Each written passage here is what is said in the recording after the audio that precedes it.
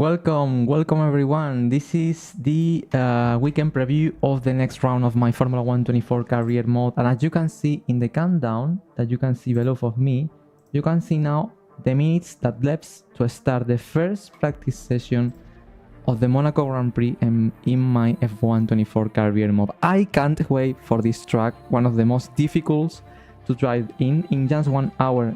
We will be racing in practice one on Twitch. Here just below you have my Twitch account, and also don't forget we are trying to reach 1000 subscribers on this YouTube channel, which is my gaming channel Floss F1G. Here is where we prepare all related to every Grand Prix outside of the track. We develop the car, we select the tires for the Grand Prix, we see the stats, our points in the championship, everything related outside from the track. We do it now in this weekend preview of the Monaco Grand Prix. So this is the time schedule. As always, here you can see the official time where I will be racing, especially on Twitch. Actually, we are in the weekend preview at the left side. In just 1 hour, we have the practice 1 and practice 2 later on in the afternoon of my local time.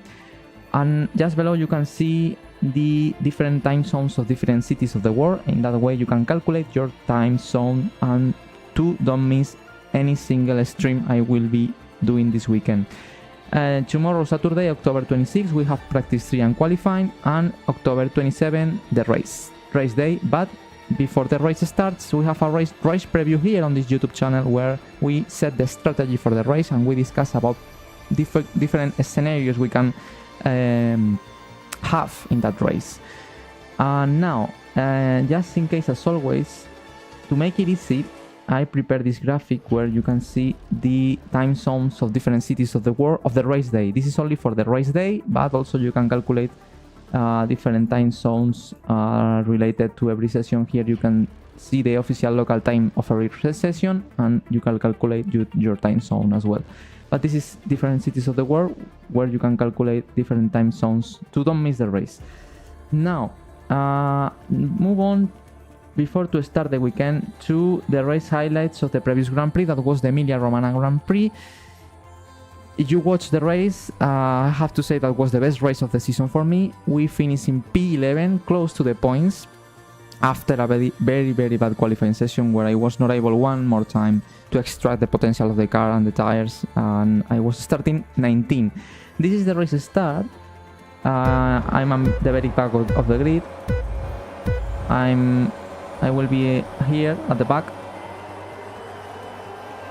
and now, as you can see, I'm here. This one, I'm in the inside here. I touch a bit the grass, and I've lost the place with Tsunoda in the Alpha Tauri, but I move on to the outside, and I'm able to overtake the RB again. Once again, he passed me once after that, some laps later, but here we were battling. Very nice battle here with Tsunoda.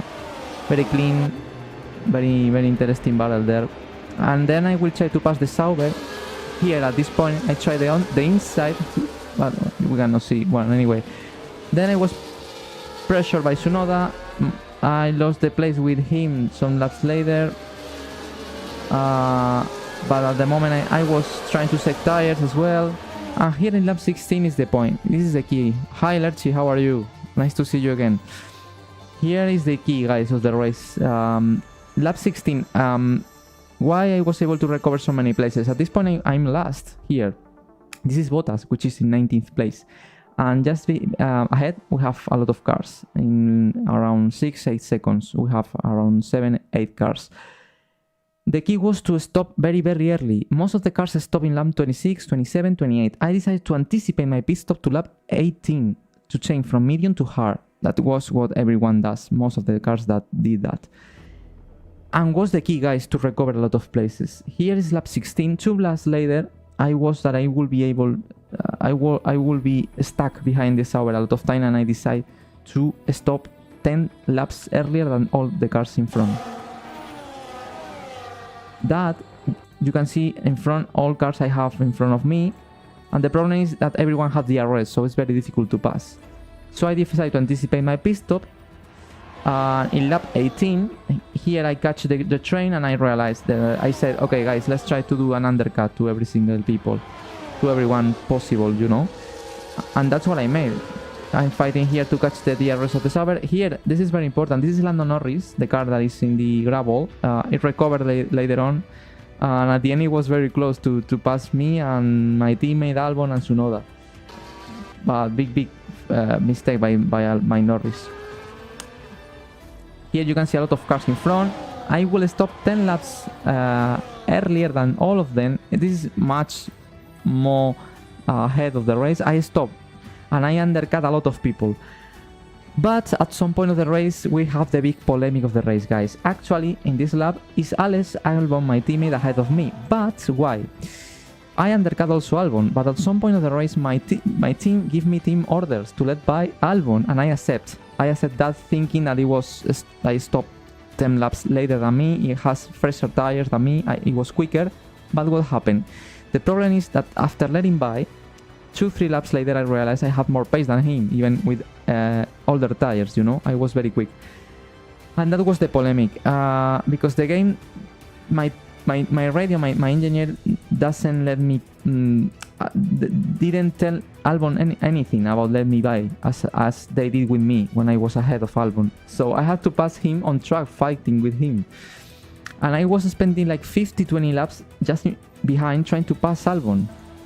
Here you can see a big snap that I suffered. I locked the rears, and you can see I almost lost the control of the car here. You can see I'm entering the corner by one side of the car. Big scary moment here. Fortunately, I recovered the control of the car in the chicane. I was stuck around 20 laps behind Albon trying to pass, guys. And that was the problem, because I had pace even to catch Gasly that was at P10. If I will be able to pass Albon faster, I will be able to fight for points in this race. We have, and that's the other point of the race, we have nice battles with Albon. Here in the highlights, it's not visible, but in one moment, in one of the laps, I was trying to pass by the outside here. At this point, I moved to instead of the inside, I moved to the outside, and he blocked me, and I went through the grass. Albon pushed me wide, guys, my teammate. In this lap, not. In this lap, I tried the outside, and you can see here. I mean, the outside, I tried to pass. Here, I pass, I'm ahead, but I lock up. You know, and this lock up cost me a lot of time, and Albon passed me again. As you can see here, Albon here is in front, actually. But the next lap, I was just behind. Here is two laps to go, guys. Tsunoda was coming, and I thought, hey guys, I have to pass Albon, because if I do not pass Albon, I'm in danger. I'm in jeopardy with Tsunoda as well. That was coming very fast. And in the next lap, as you can see, I'm pushing Albon. I was behind, stuck like 20 laps, guys. It was a nightmare. I lost a lot of time here, being quicker. And this is a lap where finally I pass Alex. Unfortunately, it's not visible the full overtake, but it's very similar to the previous lap. Basically, I'm in the outside, and this time I didn't lock up and I passed by the outside. But obviously, after that, I only have 2 laps to go to the end of the race, and I lost a lot of time, guys. I lost a lot of time behind Albon, but unfortunately, it was a good race because I was quicker. I was very fast. I was fighting with Albon. I was quicker than him in all the tires, and if I will be able to pass Albon much earlier, I will be able to fight for points. But I learned the lesson. Next time, team tell me that I have to let by Albon. If I'm in similar strategy, I won't do it, guys, anymore. I won't let pass Albon anymore, because when I was quicker, the team didn't give to Alex the same instruction than me. So actually, we're in a tense situation with the team, with Williams. We are in tense moments for the team. But this is what happened in Emilia-Romagna. Now move on to the next Grand Prix. That is, guys, what I can say about that. Monaco. Monaco is a track that some people love, some people hate to drive here. Personally, I am from the people who love this track. I really like. No, I've not always quick here in previous games, I have to say. In some games I was fast, in other different games in previous seasons, I was not so fast to be competitive. But for example, last season, here was where I achieved my best result. I finished 7th because I stopped very late, and with fresh tires, the tire wear was extremely high in the previous game in F123. And thanks to a new set of hards very late in the race, I was able to recover a couple of places. I passed on track to Checo Perez, to the Astons as well, and one Alfa Romeo that now is a Sauber. And I had the pace. Let's see what happened this year, but let's talk about Monaco, guys. Monaco, what I can say, very narrow, very slow track, very dangerous track. Walls that are super close. It's about to be super smooth with the throttle, with the rotation of the car. It's about to have maximum precision. Any minor mistake means you are ending in the wall, and your qualifying your race is over. So this is the start finish line. In this track we only have one DRS zone because it's almost impossible to overtake in anywhere. Is this short mania straight? Turn 1, guys, turn 1 probably is Sandebot, I think is the name.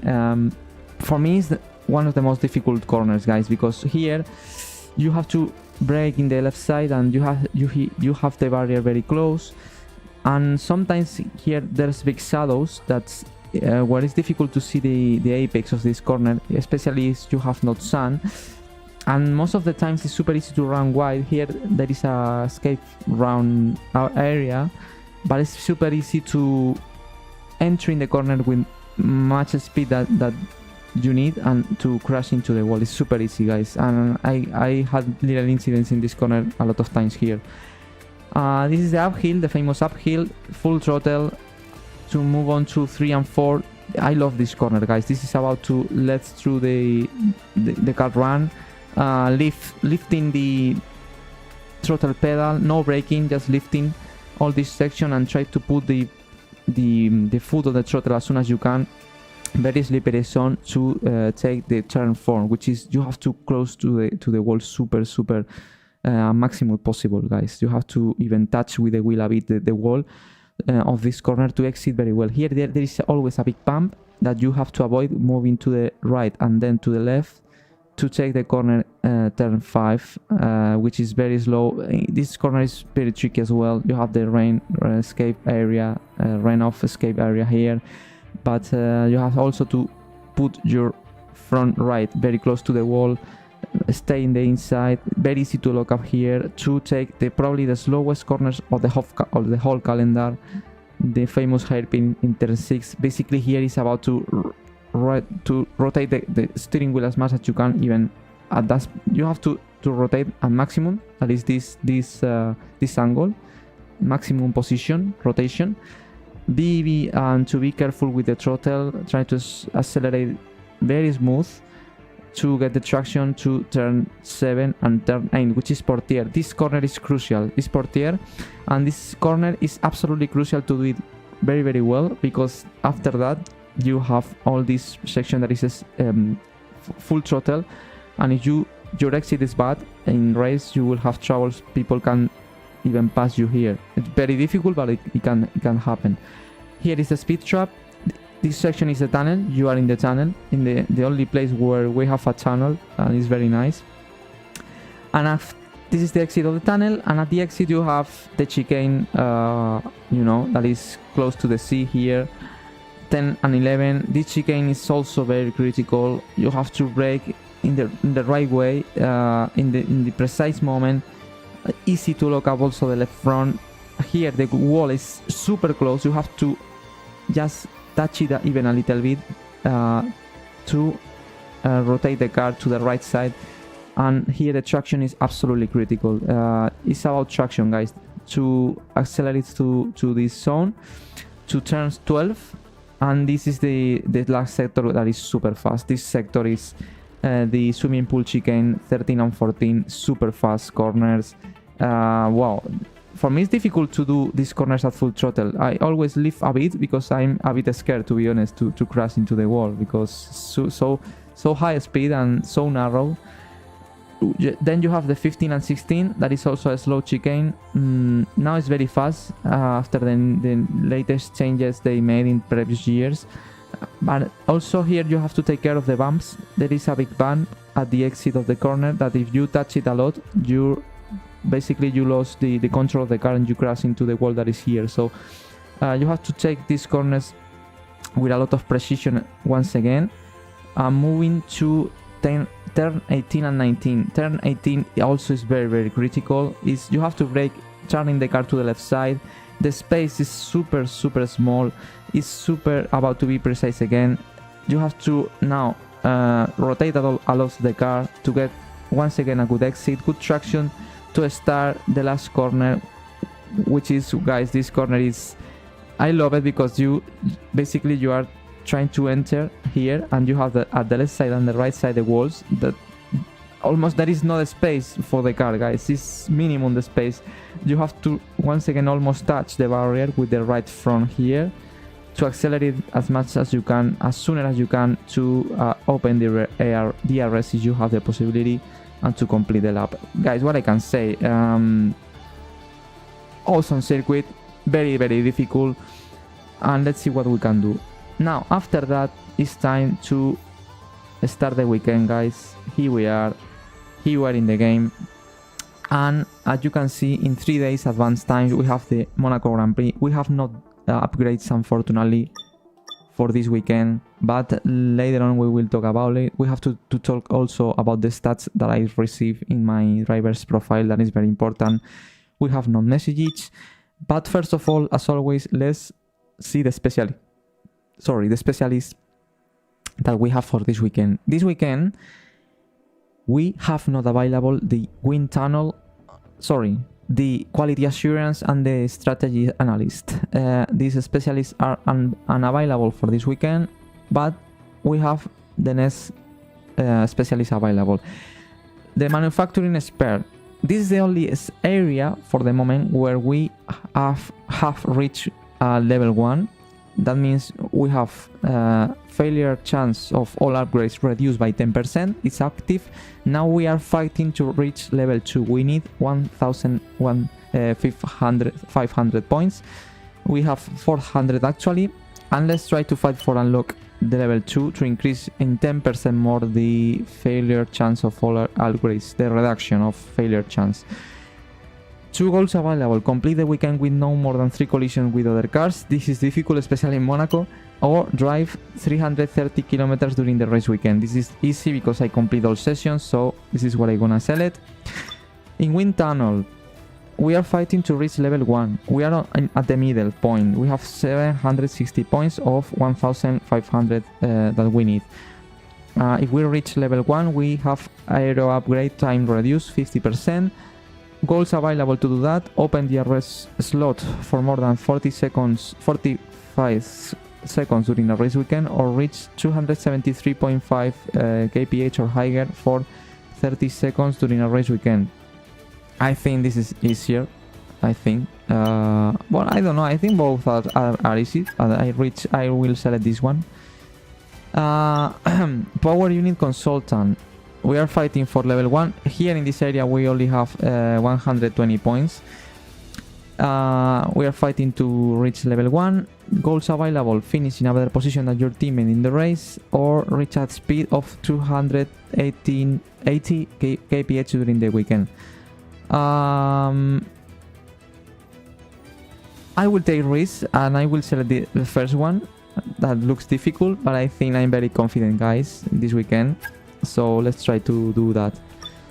And finally, material fabrication planner. We have 800 points of 1,500 we need to reduce the chassis upgrade time reducing 50%. Goals available: complete 5 laps in practice session, in and out laps not include. This is super easy. Or perform 250 gear shifts during a single session. Wow, I don't know. Oh, I think looks easy as well, but I don't know how many times I have to change gear here a lot, but I never counted. But it looks very interesting, this goal. So let's do that. Okay, and basically this is the the goals for this weekend, I will set as primary specialist the wind tunnel. To be honest, I don't know what that means. If I set as a primary, I don't know if I receive more points. Probably yes, but I don't know, to be honest. Move on. Driver details, guys. As you can see, after my last race, I increased a lot my stats, and we are close to reach the target we set for this season. That is to reach the level 69. We are in 68 now. As you can see in the last races, especially in the last one, I increased a lot the performance of my contract. In rivalry, obviously Alex is still ahead of me by large, but let's try to improve that. And in the rating, in the rating graph, you can see after my last race in experience, obviously I'm increasing a lot of the experience because I'm finishing every race except the first one that I crashed.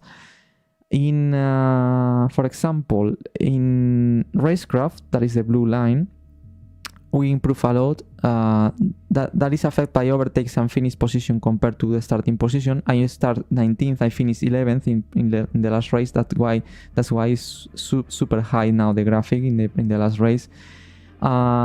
The orange is the awareness. That means you have to improve this stat, gaining through clean races, reduce collisions, off-track moments and DNFs. I didn't crash with anyone, I didn't have collisions, so you can see it's evolving the line. The green line is the pace, reflects speed in qualifying and margin to fastest lap in race. It's not increasing so much, this one, because the qualifying was very bad and my fastest lap was not spectacular, but anyways, increase little by little. And the pink line reflects from qualifying and race results versus taking vehicle performance into account.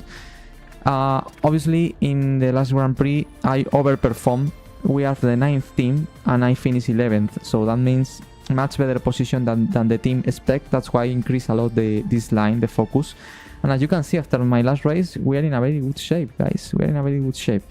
Move on to the most important part of these videos, that is the R&D, the development of the car. If you remember, previous weekend, we decided to save points to try to develop some kind of major upgrade. Actually, we have 832 points. So let's see what we can do with these points. But first of all, let me actually from my side, I have no upgrades in progress. Albon have one that should be ready after the Monaco Grand Prix. In this Grand Prix, unfortunately, we won't have upgrades. Actually, as you can see, we are the 7th team. We have improved, but let's see how the rest improves. But as I said, we have no upgrades for this weekend. But let's see what we can do with the points we have. We can develop, for example, we can develop this one. That is major. This is major upgrade. Optimization, rear downforce optimization to the design of the upper flap can result in more efficient use of airflow to increase downforce levels without having a negative influence on drag. Okay, let's check what we can do more. We have also points for improve the monocoque structure. That is a major upgrade as well. That reduces the weight of the overall cockpit. That's very interesting. Also, we can improve the ignition system. This is a major upgrade as well. This control sparks plug timing and in a more efficient manner, increase engine power. So it's very interesting, guys. We have different options. In reliability, we have options, but I think after we can increase the eyes. But I spent a lot of points at the beginning of the season in this area. So basically, we have to decide between to develop the rear wing upper flap, that is a major upgrade, or to develop the monocoque structure or the ignition system. All of them are major upgrades, will give us a lot of performance. Now we have to decide which one we develop. To do that, I will see the graphic, the circle graphic we have, where you can see how much developed is our car in different areas. And as you can see, the engine power is the area where we have a better car. But for example, in the green area, which is the chassis, as you can see, is the area where we have more room for improvement. So my idea is to develop the chassis, the weight reduction chassis. I think is the upgrade I will choose as a major upgrade, because it's the area where we can increase more our performance, because in engine power we are very strong, in aerodynamic we are in the middle. So I think it's important to develop the area where we are more weak. So this is what I wanna do, guys. I think it's time to develop the monocoque structure. It's 100 points, 800 points. We have 832, but I think thanks to this upgrade we will have a very good car in the future, especially in circuits where there are a lot of fast corners, where we will need a very agile chassis, you know. So it's a major upgrade. I think we can rush, but there is a 45 failure chance. But if we rush, we can have this upgrade in Canada instead of Spain. So even in Spain we have a failure chance. But I think I will rush, guys. We have to take risks. We have to take risks to develop this upgrade, because if we develop this upgrade, we also unlock 3 different areas to develop the car in the next weeks. And if we develop this area, we will be ahead of RB and Haas in chassis, as you can see. So let's try to take risk. Let's spend all points in this upgrade. That I have a lot of confidence on this one. So it's the moment, guys. It's the moment to take risk. Let's see, finger crossed, if we can have this upgrade in Canada. It's done. We have no points anymore. We put all the money in this, guys. I hope it works. I hope to have in Canada this upgrade of the monocoque structure that will give us a lot of performance. Move on. Now, in progress history, as you can see, we are now the 7th team. Actually, we were 9th in Emilia Romagna. Let's see before this weekend if someone improves as well, because we have to see the evolution once we enter in the panel later on. But for the moment we are 7th. And in vehicle, guys, this is very important. As I said you before, from now we have to start to play with the number of components, because some of them are very rare. As we're in practice now, we will start to use the number 1 internal combustion engine and turbo for practice sessions, and in that way we can save lifetime in the second unit. So let's use the number 1 of the ice and the number 1 turbo for practice, and in qualifying and race I will use the unit numbers 2, okay? And also maybe I will use more of this. For example, I will use the second gearbox in qualifying and race this weekend, because it's in 57 the first one, and it's very weird. And now tire allocation, guys. To be honest, if Monaco is in dry conditions, that I don't know, this weekend I have no doubts about tire choice. Monaco is a track where you basically need soft tires. So what we wanna do is to select the softer option, where we have most softs available for the weekend, especially for qualifying. We will need a lot of sets of soft tires. So no doubts. In Monaco, it's about soft tires.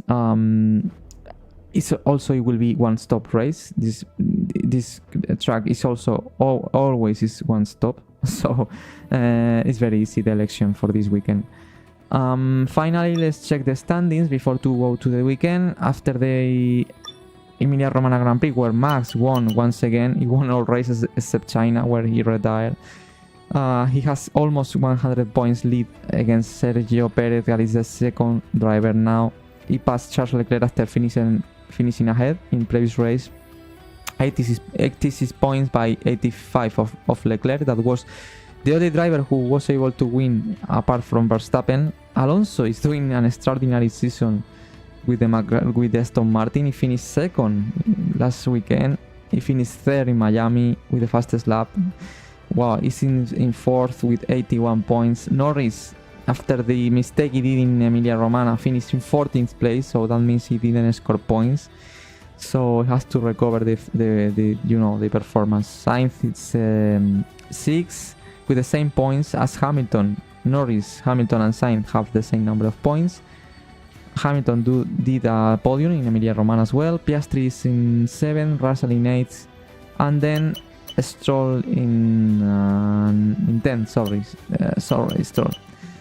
And from Gasly is where starts our league. The part of the standings where we are fighting for. As you can see now, Gasly scored one more point. We could get that point if we will be able to pass Albon. I will be able to fight with Gasly for that point. Unfortunately, was not able. But after that point, Gasly now is 11th in the standings with 6 points, the same than Tsunoda. Ricciardo is in 13th place with 4 points, and Bottas he was able to reach 1 point in Miami, so he has 1 point. Something that he was not able to do in real season, season for the moment. And now, from Ocon to me, are all drivers that have not points for the moment. We have improved 1 position in the standings. We are in 18th place. We passed Hülkenberg because we finished in 11th place, and the best result of Hülkenberg so far is 12th. So thanks to that 11th place, we are now in the 18th place in the standings. Let's see finally if we can reach some points this weekend, guys. This is a track where it's possible. And as I said, in the standings we are in 18, and in the constructors we are still in 9th. Unfortunately, Alonso Haas, we are the only 2 teams that has not scored points yet. Let's see if we can fix that this weekend finally. And finally the stats were average finish position 16, average grid 18. In qualifying I have to improve definitely. A lot of kilometers driven now, almost 4,000 kilometers driven, 570 laps driven. Let's increase the stats. Where? In the Monaco Grand Prix that starts this weekend. Okay, mate, I'm pleased to say that our new parts have come through without any issue, so they'll be on the car, ready for the next race weekend. Ah, so we have parts. I thought no. Probably we have the parts from Alex. But I don't know what we improved, to be honest. Now we are the 7th team, but upgrades will come 27 main. I don't know what we have improved. I don't know, guys. Anyway, tire allocation is in softer. Move on to the race weekend now.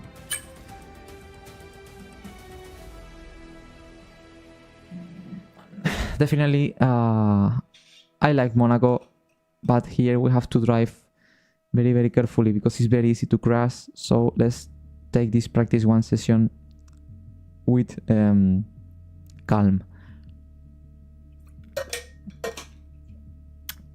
But first of all, let's see the weather. Let's see if it will be raining or not. That's crucial to see. Very important to know. I hope no, to be honest. I prefer to drive on dry. But let's see if we have surprises or not in terms of weather conditions. Just in 26 minutes I will be on Twitch, guys, driving.